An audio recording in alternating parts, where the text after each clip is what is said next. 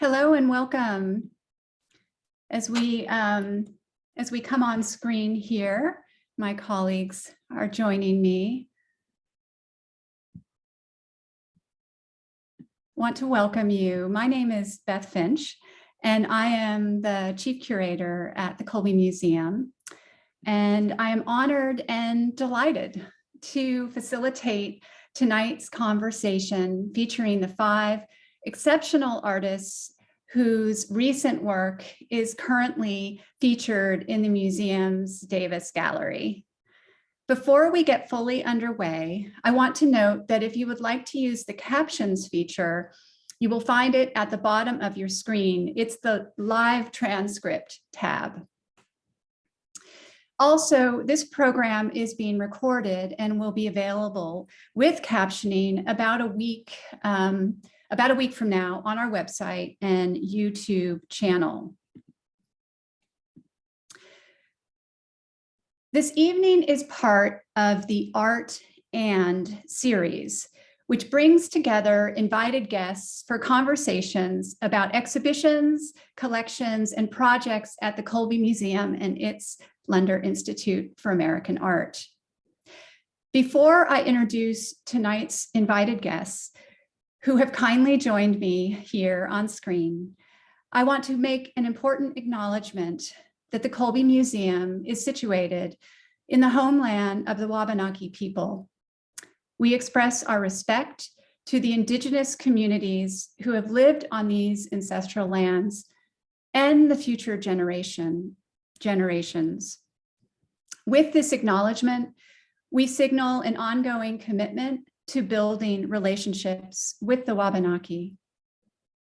So with that important understanding and commitment shared, I want also to acknowledge and thank my wonderful colleagues who have helped me work on this together, Sierra Height and Chris Bergquist, who are behind the screens, as well as Mary Zhang and Ian Murphy, Arlene King Lovelace.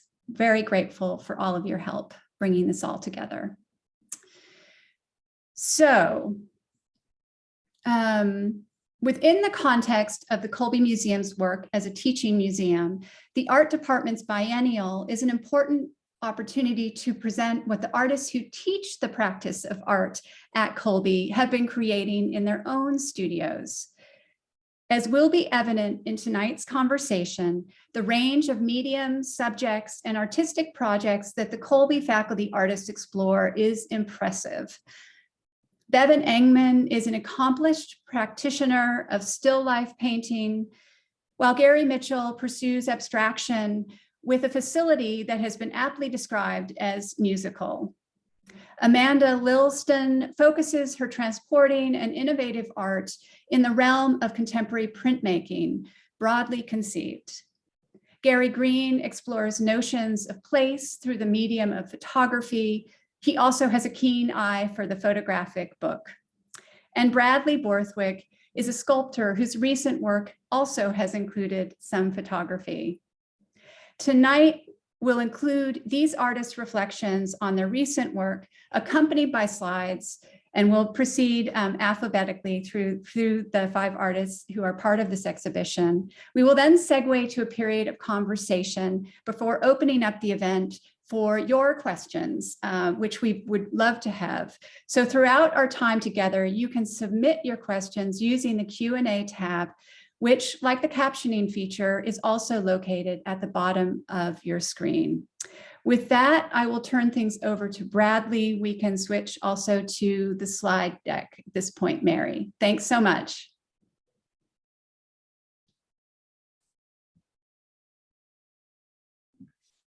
Thank you, Beth. Very nice introduction. Nice to see all of my colleagues here as well. It's so strange. I have no idea how many people are out there, but having this little vertical column is very helpful. So what a great opportunity to feature our work as a department. And I guess I'll begin with the first slide, please. The title of this installation is Our Apaches Tending Toward Fracture. Consists of 2 bodies of work. As you can see on the left, a marble relief, and on the right, photographic image. In total, I have 6 framed photographs and the marble relief on the gallery wall. But with this image, I'd like to just quickly mention my thought of this installation is that of a diptych, not traditionally defined perhaps, but ultimately where we have 2 flat plates that form a pair. In my scenario, the pairs are not symmetrically set or placed side by side. Rather, the photographic half of the pairing is allowed to surround the marble half of the pairing. Next slide, please. The marble relief is a reconstruction. It's a detail from one of the interior walls of an altar known as the Arapacis, built in Rome in the 1st century of the Common Era, in the 1st decade of the 1st century. And this altar was built as a monument to Caesar Augustus of that time to honor the expanse of his Roman Empire. And this idea of conquest being central to a larger sense of identity for the peninsula as we now know it as Italy. And this identity being communicated at times by symbols and icons. The eagle was one such symbol for the ancient Roman Empire. I've spent time in Rome. Thank you. No, you had it. I've spent time in Rome to research a myriad of ancient sites, fora, ruins, and in this case, the reconstruction of the Arapacis. And the eagle was one of the few original details remaining. I would estimate close to 85–90% of the altar is a reconstruction in modern times, with elements of the original more or less bound in place by the reconstruction. So this particular eagle's wing is one of those original pieces. Next image, please. Oh no, that's it. Sorry, back. My apologies, and then back one more. Thank you. The photographs present the Arctic coastline north of the mainland Norway, while sailing around the Svalbard, or also known as the Spitsbergen archipelago. I photographed this landscape with a medium format camera and film. These images present the square dimension of that format, scaled to fit with the measured height of the marble slab. Together, these 6 photographic prints with the marble relief present a copy of each place, an impression made of what is otherwise completely distant, both geologically and temporally, and for me, something that's somewhat unimaginable. Both halves of this diptych present fracture. The physical fracture of the marble slab is tied to the time that has passed since the ancient Roman epoch. And the photographic images mimic a high Arctic environment that is also collapsing. And that'll be it for me. Thank you.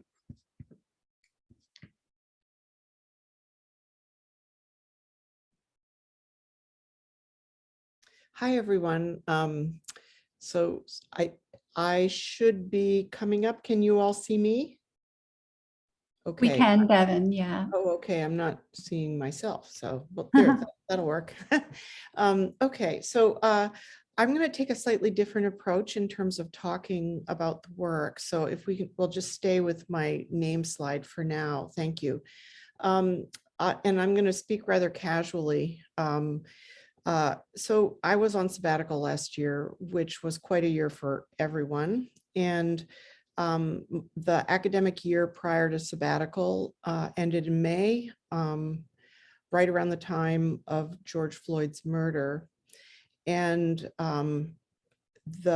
we were in lockdown, everyone was in lockdown, pretty much on house arrest. And my studio is at home, so I was able to work every day at home. And then later in the summer, you know, the marches flooded into the streets and Black Lives Matter. And in August, I participated in a training that was organized by Dr. Della Mosley and Paris Bellamy in University of Florida. And they founded an organization called Academics for Black Wellness and Survival. And it was about a month-long training that you could do remotely. And I met many other academics who were drawn to the training as well. And I knew with the benefit of added time of a sabbatical, that I felt pretty compelled to somehow try to engage in the time we're living in. And through the training, I began to understand even more fully than I had before, I think, how little I know.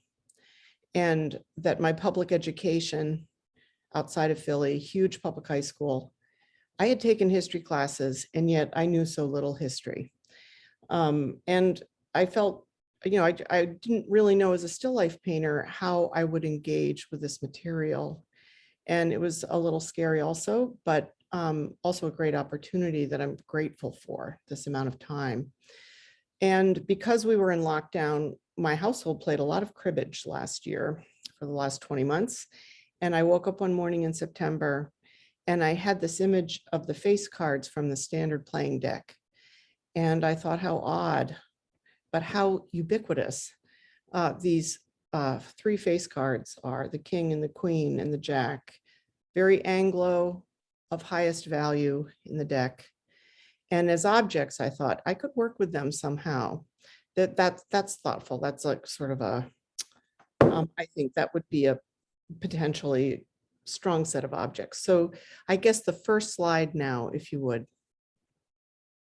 Thank you. So this is origin story of troubled seeds. And I hesitate to go into great detail about these slides or about these images. My hope is that they're provocative and also open possibilities for personal reflection. They are the residue of my thought process as I engaged with this material. But you'll see that I went onto collectors' sites online and I downloaded a bunch of images of face cards of tons of different kinds of decks. And then I proceeded to make my own playing cards, printing them off on heavy paper and experimenting with them and balance them into the structure. And I looked specifically for Anglo faces. So there are English faces and French and Italian and Spanish and Eastern European. And some are more medieval and some are more perhaps 19th century. And so the process really feels improvisational at times. So I'll set something up and feel a sense of recognition that it's potent as an idea for me. And then I paint to find out what it actually means to me. I don't really have an idea at the beginning. And underneath, far down in the shadows, there are seeds. So this is of troubled seeds. And that's a Buddhist concept in my mind. And one of the books we'll speak of later contains a long written exploration of the metaphor of seeds as how our consciousness works. And so they are the beginning of an idea of a society, and they bear witness to how it was constructed at the same time, and they will bear fruit. So this is origin story of troubled seeds. I guess we can go to the next. Thank you. And this is the shadows we cast. And I started thinking about the surround around the figures of the face cards.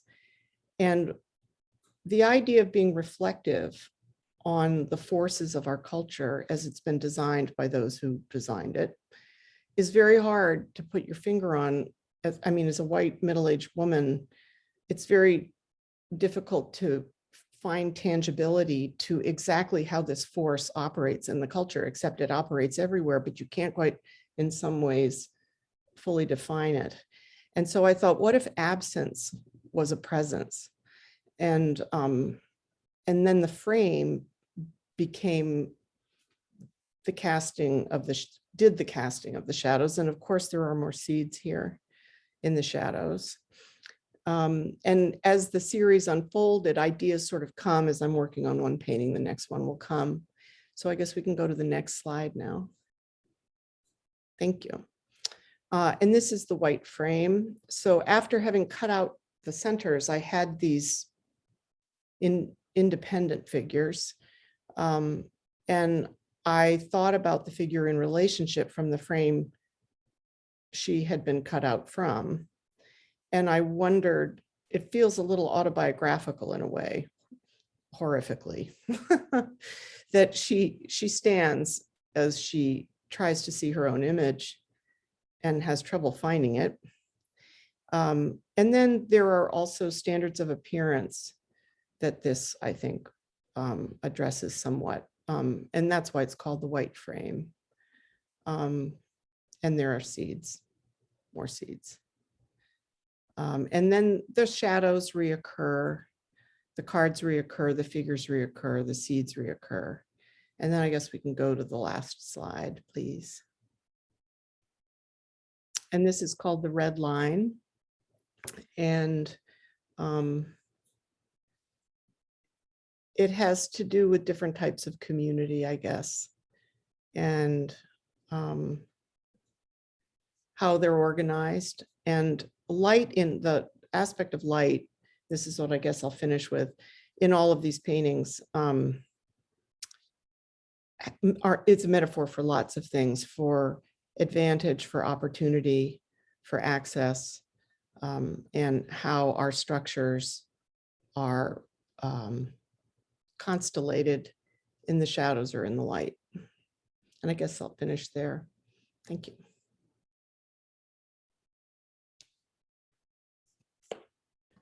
Okay, thank you, Bevin and Bradley, for talking about your work. I think that's the most exciting part for me, is to hear you all, to see your work. I mean, that's the exciting part of the show, is to see my colleagues' work and to hear what you're talking about and what you're saying about what you're thinking about. I think when we first conceived the show, like reconceived the show, we were talking about it being sort of a laboratory of ongoing work, that kind of thing. And I really respect that and think that's important, that we're capable of showing work, you know, in process, really, in some cases, sometimes more in process and does more, you know, it depends on where we are, each of us. But, you know, we ask our students to do that all the time, and we stress, you know, make mistakes and, you know, to be, you know, this is the safe place. And so I know the museum's a big deal, and it's really nice to show there. And so it's this push-pull between wanting to, you know, wow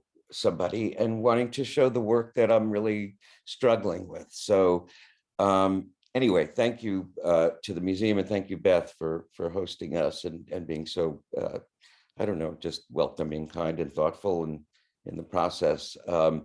So if we could go to the first slide, I'll begin to talk about the work.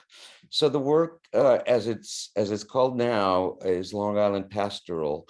2 years ago, when we had our last biennial, I had photographed, this work is about my, where I grew up on Long Island, New York. And in 2019, I visited there and I showed that work at our last biennial in 2019.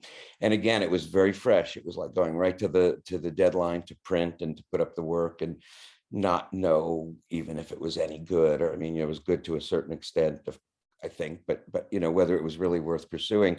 And then I got a pull to go back, and I don't know what's pulling me there. I think it's my age. I think it's the work comes from my interest in the new topographics in the 1970s. I don't have the exact date. There was a show at the George Eastman House Museum of the new topographics. William Jenkins was the curator, and it included some great photographers who were photographing the landscape, but you know, almost not quite in revolt against somebody like Ansel Adams, but just in a response to that kind of landscape, began photographing the built environment, you know, the landscape with its flaws, not nature, human nature as much as nature. So that's generally what I've done. I've made other projects and still life, some portraits, but right now most of my time is dedicated to photographing the built environment here in Maine. And the idea of doing it in Long Island was really like a challenge to myself, because it is not an aesthetic I cherish. It's not a place I love visually. It's not a place I love really in any way, but yet at the same time, I spent my formative years there, as you say, right? So it's important to me to figure out something about it. And this second time I went, I didn't worry so much about telling a story. I responded to things that struck me. In other words, I moved further away from what some people call documentary photography. I think I never was really trying to document it, but I really tried to just not concern myself with what the meaning would be, but with what the picture would be. And if I could learn from it, or if I could find something out, or if there was something about it that pulled me. And that's what I did. And so I guess we could go to the next slide. Yeah. To me, this is a little bit of a tribute to the new topographics photographers, some of them particularly, and some not, some who were not in that show, Lee Friedlander, but also to, Robert Adams and other photographers who photographed the built landscape. And, to me, this is making a picture of something that is totally a mess of design, and trying to make a picture that's beautiful, that somehow holds together, and takes all these, takes all the chaos and makes something of it. And we go to the next slide, I guess. And then the next part of the work is the other part of the work is the pull. The reason I called it Pastoral is because it was. So the title is ironic. Of course, it's not like, I don't think this is a typical pastoral, but I think it's a kind of protest. The title is the protest, and some of the pictures protest, but some of the pictures want to show the beauty of what's there. This is the house I grew up in, and that's why I put it last, and that's why I put it in. At least for me, it seems important to show this, not just because that doesn't mean anything to anybody else, but the piece of land and a sort of everydayness, just the banality of it. It's a regular Levittown, ranch house from the 1960s. And so after we lived in Queens for 4 years, and then moved to Long Island, and that's where I lived until I went to college. So it's, I have such a push-pull with the area, and this work is just fresh and raw, and but again, I feel the pull to go back a third time, at least. I say one more time, I think I could get it, and put the 3 groups of work together. Maybe it'll take a fourth. I hope not, because I don't really, this is work I don't enjoy making. I find it very difficult to be there. I've gone by myself both times, and it's very emotionally challenging. So go to the last slide, I think, and I could summarize a little bit. So this was the last picture I made before going home, and I wanted to visit my apartment. We lived in an apartment in, not my apartment, but our family lived in an apartment in Little Neck, Queens. And I was going to go there and photograph it, even though I have very little memory of it. But I also wanted to photograph, I read about this monument, because the Matinecock and the Shinnecock Indians were the original inhabitants of the place I grew up on. When we lived on Long Island, we went to the Matinecock Dairy. That's where we bought our milk, and that's where, they had cows, and we bought fresh milk. And that's what it was. And we just took that for granted. It's only, growing up, and you realize, like, oh, I see. There were Indians here. Where'd they go?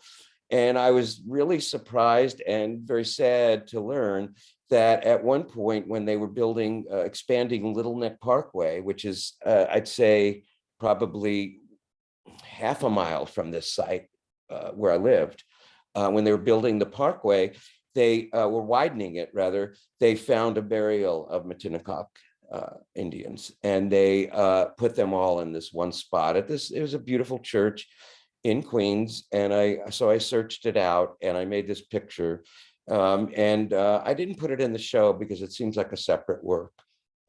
And I think it's just a singular work. It's not a series.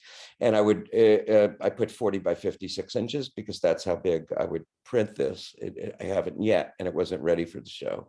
But I think it's a separate work on its own. And it says, "Here rest the last of the Matinecock." And it's respectful to a degree, but you gotta, when you look at it, you realize, like, really, here rest, these people who were, important who lived on this land, and it's just like a single site, no names, just, here rest and then it's kind of like the remaining, it's kind of somehow feels like not good enough for what happened. So that I just wanted to put that in there in this talk, because when I went down there, I was very interested in finding a connection, and most of the work doesn't have a connection to that, but this work did. And I made it in 2 photographs because the rock was split, and I wanted 2 pieces of film to describe the setting, so it was kind of reflected or mirrored what the rock was. But again, the work that's in the show is it's new, and it's hard to talk about specifically, but I'd love to hear responses and questions, and that's why it's so much fun to do this show. So thank you.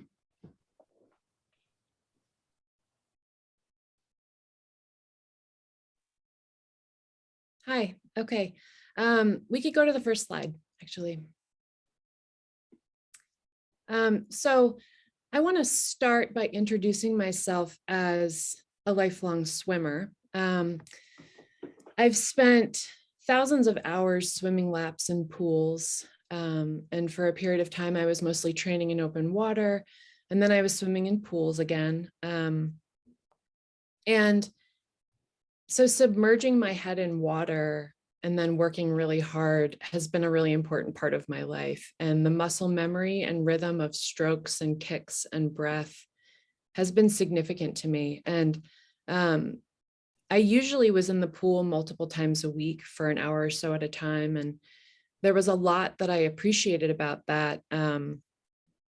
But mostly, if I were to be specific about it, weightlessness, silence, thinking about only really breathing and moving through the water. And I say all this because this practice had to completely stop when at the start of the pandemic. And so when I gradually started creating this work, it was really born out of a longing to be in the water and to be back in the water. And I started building that experience in my studio.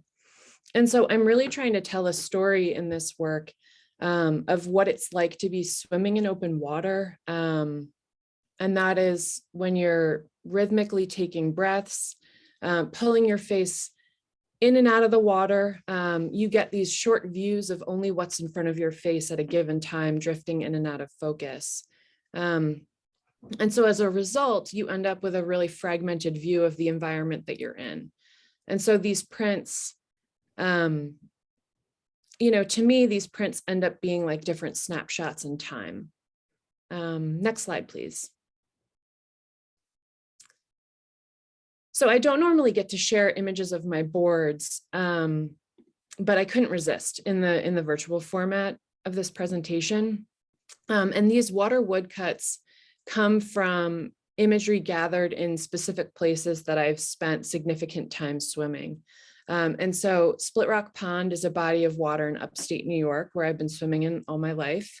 And this is just one example of 3 light water and light pattern boards I used for the series of prints. And I carved this imagery into birch plywood and printed on both sekishu and gampi paper.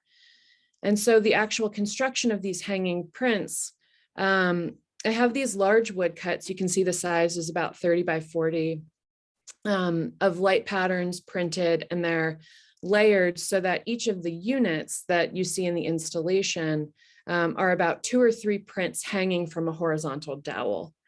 Next slide, please. So you'll notice this is a detail here. I have these colorful areas of collage prints of organic matter, like anatomical, botanical, zoological structures. And in the process of creating this work, I'm also testing and thinking about these formal relationships like color and space. And here I'm really using the printed surface of the paper, which is also the surface of the water, to create depth and provide opportunities for weaving imagery across that threshold. You can see here that I've cut windows in that surface through the paper to allow those shapes to break through. And for much of that hanging print, the rest of that collage floats behind, unadhered, drifting in and out of focus. And so I think it's also important to talk about most of my work is about the human body. And I'm inspired by the complexity of our anatomy and physiology. And I really truly have been since my first advanced biology class in high school, where we learned how a kidney filters blood, I think. And this work in particular, this newer work that I'm showing in Davis Gallery is kind of an experiment in thinking about a body as an open system instead of a closed system. And so what does it mean to be a pocket of a larger ecosystem? So here I'm thinking about interconnected systems of biology and visualizing environmental pressures and stressors impacting the ecosystem in equal force as it would impact human biology. And so I'm creating these like Frankenstein floating organic masses drifting in the current just with everything else. Last slide. So this is another zoomed in detail within the installation, but here you can see that I have these woodcut images coming from human anatomy as well as botanical or invertebrate or vertebrate morphology blocks that I've made. And so I'm layering this imagery through the hanging prints, allowing the membranous quality of the paper to create depth and space in the suspended environment. And I think one thing that's really important to mention that's hard to see in this presentation is that the paper really catches a breeze. And so when you walk through the gallery, the prints will drift back and forth. And the printed imagery goes in and out of focus, just kind of depending on the amount of airspace between the prints that are hanging together. And so what I'm trying to do here is have the work respond to the movement of people in the space, just like it would, like there would be a disruption in the flow of water when you jump in or break the surface of a lake. So yeah, I mean, I think, and I also, I want to say that this experiment has been so fruitful in a beautiful place like Davis Gallery. Yeah, this is kind of mid-process work that I'm just really thrilled about where it might go. So that's all I got.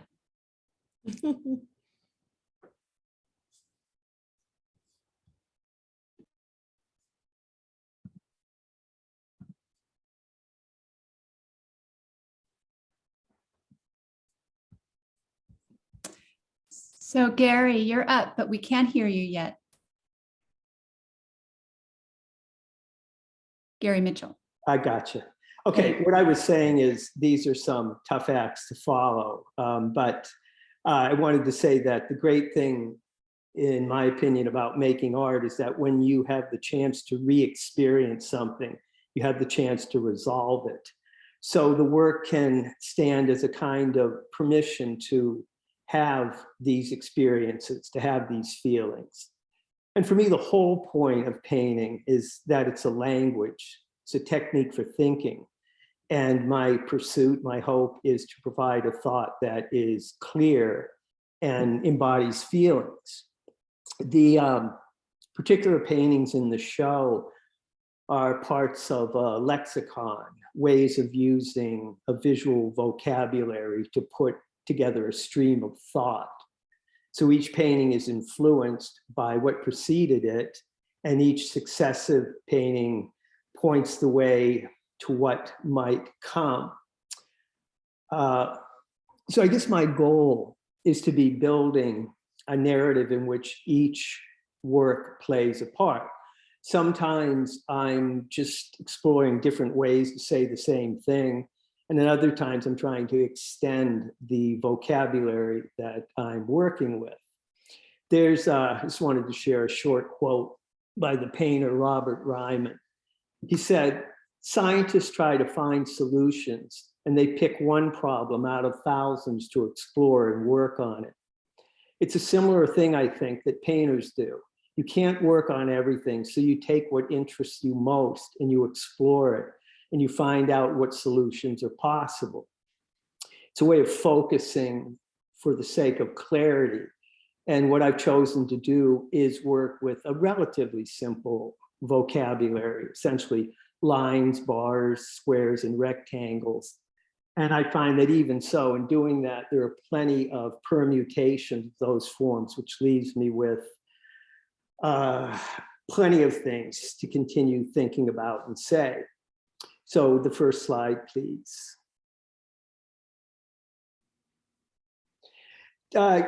Even though the work is, for lack of a better word, abstract, it often is based on a direct observation.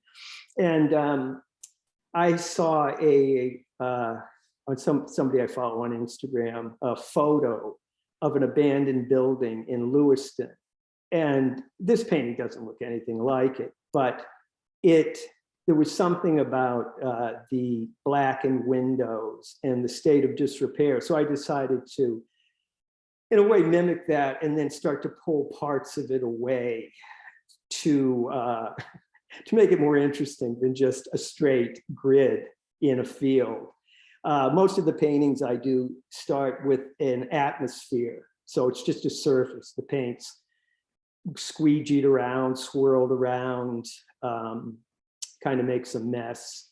And then I begin to populate it. And I would say that that's one consistent way of working.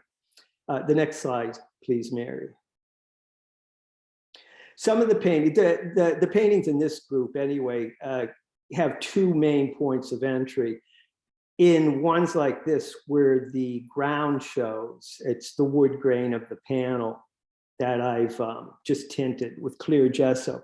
These are called, get it right the first time or else, because there's no going back. It's put something in, respond to it, put something else, look at what happens, try and complement that, and once in a while they work out. If they don't, it's no great loss. Get the orbital sander, level things back out, flood the surface with paint, put everything back into play. So this isn't the kind of work that I think I would want to make 50 paintings of on a wood grain panel, but it's an interesting response to the other work. And if you show the next slide. This is not unlike the first painting in that I started with several coats of paint, just trying to get some kind of either atmosphere or just a look that I was interested in. And then I happen to call this painting Fence because I was, in fact, looking at a number of fences with no particular interest other than the way they go together and the sets of relationships that can ensue from using a series of essentially vertical bars. And paintings like this often have other paintings underneath them. It's kind of done in the struggle to try and find the forms and to try and get it right. So I think that's enough for me to say about what I'm doing at the moment. Thanks.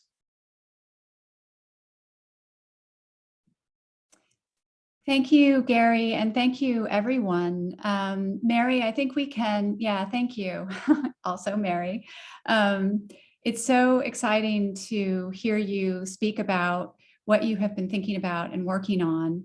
And what I'm going to do perhaps is start us off with a few general questions, and then we'll eventually segue to some questions from the audience. So please add that to the Q&A feature if you have a question that's come up that you'd like to ask. And we'll try to get to as many as we can. So my first question is really inspired by what's been shared here this evening. And, I'm thinking of, Amanda, you spoke of this suspended environment and wanting to feel, working from a kind of memory of time in the water and missing it, right? A longing for water. And Bevin, you talked about something that you didn't know and wanted to understand better, and the kind of reckoning with yourself as part of that process. And Bradley, you went up to the high Arctic and still were feeling the reverberations of the Roman Empire. And Garry, the way Garry Green, how you have addressed your own past, and still something that you're really thinking through and working on. And Garry Mitchell, I'm thinking of what you said about how painting is for you a technique for thinking, and to find a kind of vocabulary and a clarity of thought as you work your way forward through a pretty complex process. So that's a long way of a question that I have for you all, which is really, as artists, what do you do when you feel ungrounded in your studio? Do you have, or in your practice, is there a way, because that seems to be a theme of some of the ways that you've been working forward. And then if that question is not to your liking, I'll give you another one to work with, which is, when did you realize you were an artist? As artists who work with aspiring artists or people who are coming to understand they are artists, I'm curious about that too. So I'm thinking of how to go about this. Maybe Garry Mitchell, let's start with you, since Bradley is so often first in the in the alphabet. You might appreciate a break from that system. Well, I maybe no specific order, but the idea of when I thought I was an artist, it never occurred to me to do anything else.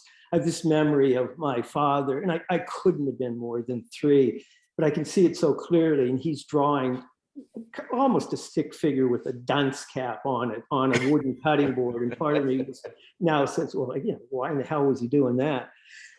So I was wired a certain way. I was the kid that did the bulletin boards in elementary school very poorly, I'm sure. And it just moved along, and my family never told me, this might not be a good idea, or it's a bad idea. They just let me do what I did. And like I say, I just never looked back. Thanks. Any other takers for this question? I've always made things. That's all. I just always made things.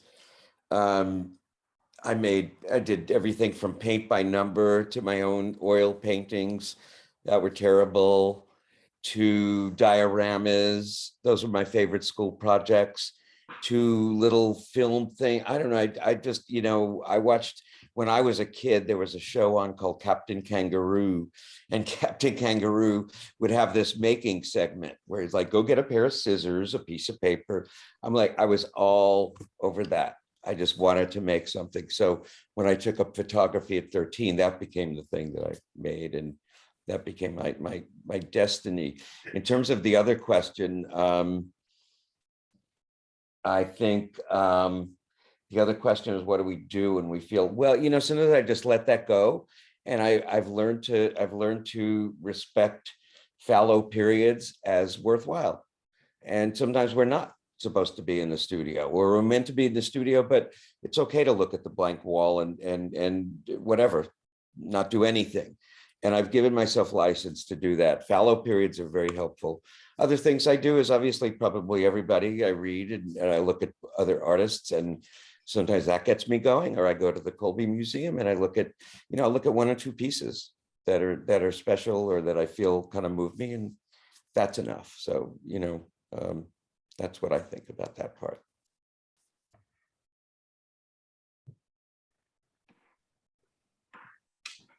No other, no other takers. You're on. I can make a comment. I mean, I think for me, in terms of when I knew I was an artist, you know, I don't know, I still kind of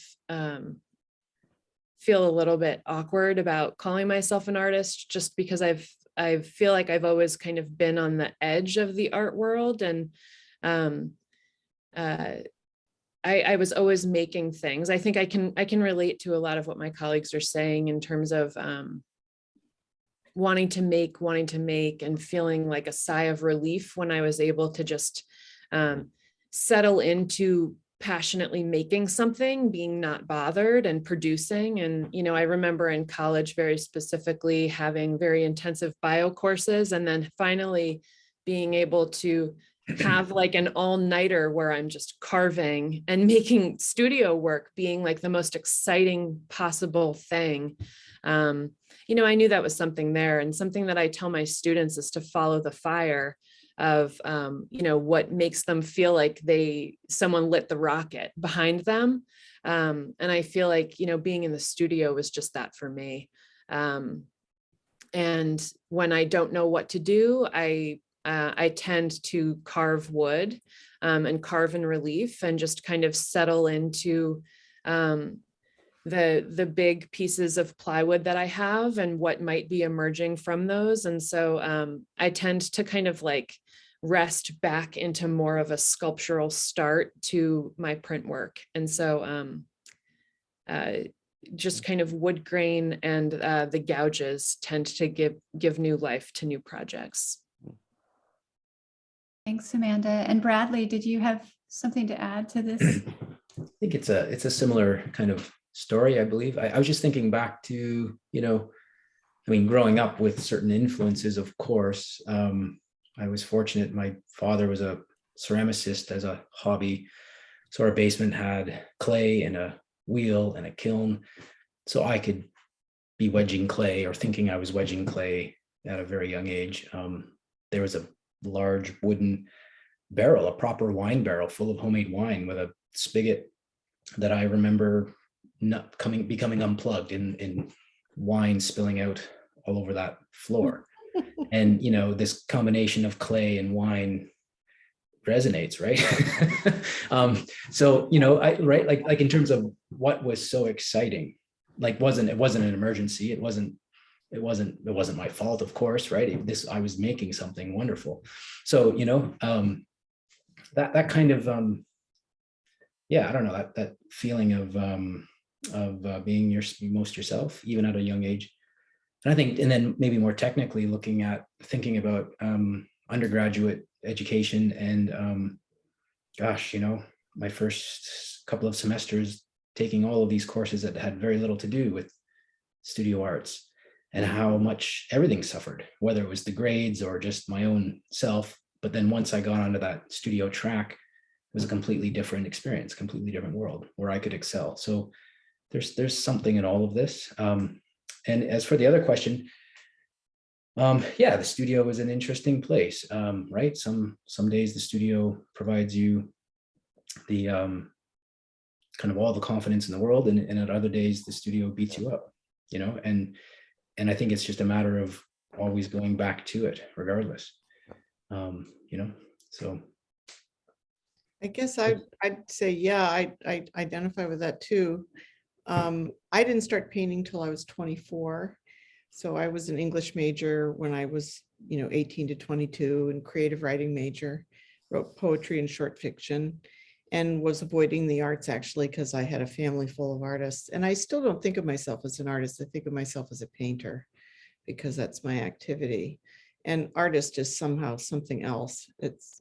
I just never think of myself as an artist, but I do think of myself as a painter. And in terms of what I do when the ebb, you know, when it's ebbing and the confidence is low, or I can't remember why I was excited about something I was working on. If I get estranged from it because of other duties in my life, you go back into the studio and sometimes I can't remember why I was excited, like something I've left that is new and I haven't had enough time with it. But I actually feel as though, for me, everything gets set right when I submit to the process and I put away ideas that I should be making something significant by now. Like I should be able to get to work and make something significant or something beautiful, or I don't know, fill in the blank.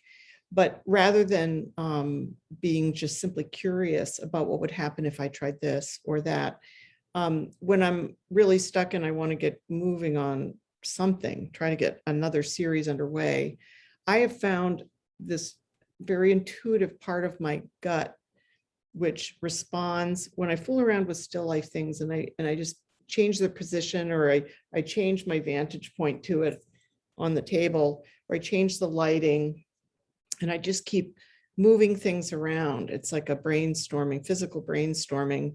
And then something will come together that feels really intriguing to me. And I don't know why, but there is a sense of recognition. That's the closest thing that I can call it. It just feels like, without knowing what the words are, I recognize something that I want to work on. And then I paint to figure out what it is. And then that will sometimes, while I'm painting something, the next idea, as a lot of people had said, sort of kind of bubbles up from my unconscious, and the next sort of derivation of the idea will start to glimmer as the next thing. And then hopefully I'm just about done painting something when I'm really ready to be moving on. It's partly why I work pretty small, I think. Bevin, that's a good segue to a question, and Garry, I think you can add perhaps if hopefully if this segue. So we had a question from the audience saying a few of the artists have spoken about their work as in progress. I'm curious, how do they know when it's a finished product or finished piece, right? Garry, did you have Me, Garry? did you? I thought you started. Well, I just wanted to say, I said one thing that I realized kind of horrifies me now, so I have to sort of explain it. In the last answer, I talked about a fallow period, and I'm talking a much bigger scale, and I don't think and if students are watching, which I hope they are, there's not really time for a fallow period in a semester. So I just wanted to clarify that we'd have to make the fallow period very short, like a couple hours. And then you got to move it. I'm talking about a much more, a longer period of Dry time. spell. So I was horrified. I thought of that. It's like, oh, I'm in a fallow period now. And you can't, yeah. Yeah, And that's a tough. I just wanted to say, like, what I was so impressed by your presentations is just the courage of the work that you've all have been doing during a very difficult time.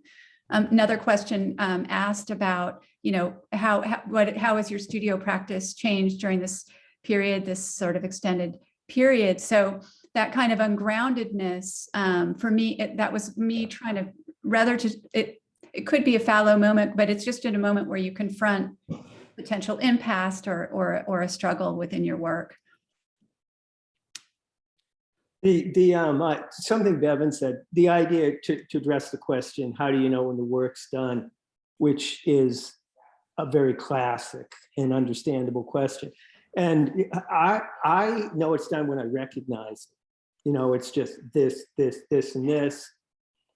It's the best I can do, or it's gonna get reworked. So there's that. To follow up on the fallow period, or however we say it, for me, there's always something to do in the studio. I mean, thank God it's out in the field. There's my electric guitar, there's my airbrush, there's the press. I build little things. I just keep busy.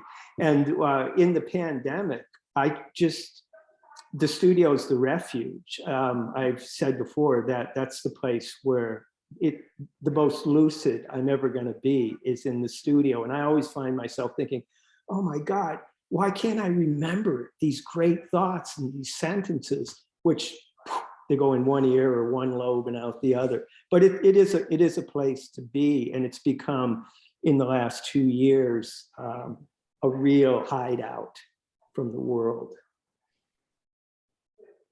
For me, I Oh, would go agree ahead. with that. I was going to say and maybe in terms of a physical studio practice, like in terms of having an outlet, I mean, to drive to my studio, listening to the news in the morning can be loaded with all of the information that we receive on a daily basis. And a lot of it isn't very good right now. So just in terms of, I guess, how I'm wired or how I'm built, to connect chisel to stone over several hours is a physical thing. It's tiring, but in a very good way for me, and it just kind of allows the effects of the world around us to kind of be less impressive to me. I can kind of drive home and feel much better. And it's also that time in a pandemic as educators when we have a student body who is, of course, reflecting and dealing with the effects of these rather large kind of issues, whether they're social or political, obviously environmental with respect to the pandemic. I just try to think of being 20 odd years old and trying to focus on my studies while the world is kind of rattling about, in the way that it is right now. And I hope that our studio environments at Colby can provide this type of space. And if it's just for a 2-hour block in a given day, I think that's still rather significant, in terms of a space that can provide a certain focus, and not so much escapism, but I think just a matter of focusing in a way that is going to assist with those other feelings of distress, despair, whatnot, at least that's my hope. We have, it's amazing. We have such wonderful physical studio spaces, they're unique to campus. And to me, they become this opportunity, in such a time. So. I found that during the pandemic, I mean, you need a place to be comfortable. I agree, and the studio is the place if you have a studio. But my practice is split between a studio, say working on books or printing, and then being in the world, because generally I photograph in the world. So during the pandemic, I just after a little while, I just started taking walks, and I just walked around the neighborhood. And my simple and not very ambitious concept was shoot a roll of film every day when I take a walk.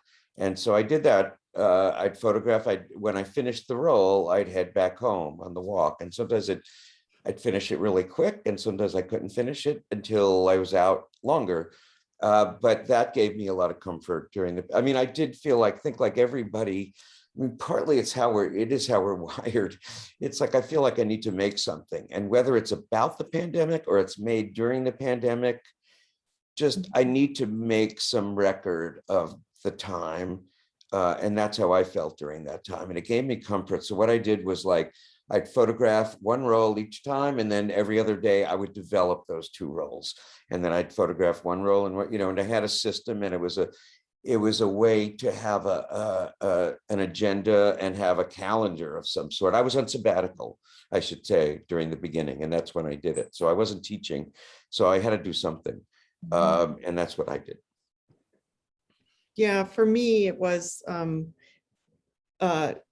a chance. The sabbatical was a chance to submit to just accept the difficulty of everything we're all living through, and also the embarrassment of having big gaping holes in my understanding. But I'll say that some of the things that we've put in the Nook,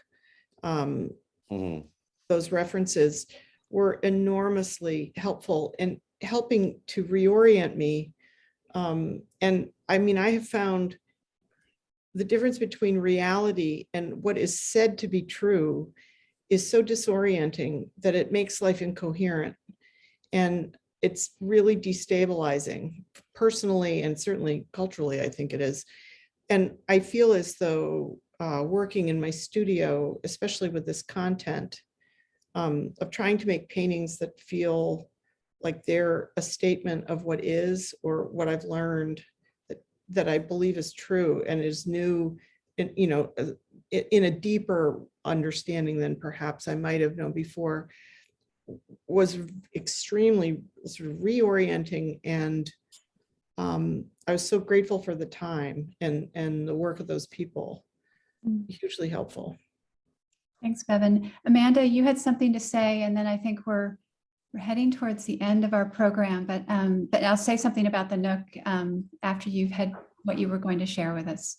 This is just a very quick comment, but with people talking about the pandemic, I thought it was interesting. We're all kind of locked down, staying in our houses, and I'd never spent so much time in my house. And we have this old farmhouse, and we were kind of, I spent a lot of time observing the house, and we have these antique glass windows. And so when the sun shines through these windows, it fractures like light patterns through water. And it just was, so we were like, you see these patterns all over the house and kind of shifting all over the house, over the stairs, over the couches, everything. And it was just like this constant, it was beautiful, but it was also a constant reminder of like, I'm so used to seeing these patterns just in a completely different context. And so it was really, really interesting thinking about being closed into that space and watching those patterns kind of creep across my life in that way. Anyway, so I just thought I would share that. Great. Yeah, thank you all so much. I want to reference, since for those who haven't yet seen the exhibition, maybe Mary, we can go back to the slides for just a moment. So as part of this project, we invited the artists in the exhibition to share works that have been inspired, or books, and other, also Bevin, you provided us with the actual still life objects that you worked with. But these are some of the books that were recommended by the artists. If you come to the exhibition, go behind the wall where Bevin's paintings are, and you will find most of those actual books and some of Bevin's still life objects. We don't have time to talk about how these books have inspired you, but I hope that some of the visitors to the exhibition will sit down and enjoy them and learn from this list, and perhaps think about what might be next on their reading list. So to conclude, I want to thank everyone, all of the speakers, all of those who have supported this project tonight, this conversation, and all of those who attended for joining us. As a museum, we are free and open to all. And this exhibition we feature tonight will be on view through Sunday, December 12th. We hope you will have the opportunity to visit us soon. Finally, I want to note that the next Art and program will delve into the current exhibition, Jacob Lawrence, The Life of Toussaint Louvature. That event will take place on Thursday, February 10th at 6 p.m. And further details will be forthcoming on our website at www.colby.edu/museum. Thank you again for joining us this evening. Thank you, Beth. And such Thank a you, pleasure Beth. to see you all. Thanks, Barry. Thanks, Sierra, Kristen. Thanks, everyone. Ian. Yeah. Thank you. Thanks, everyone. Thanks, Beth, so much. My Thank you. pleasure. You guys are great panelists. Okay, we're done.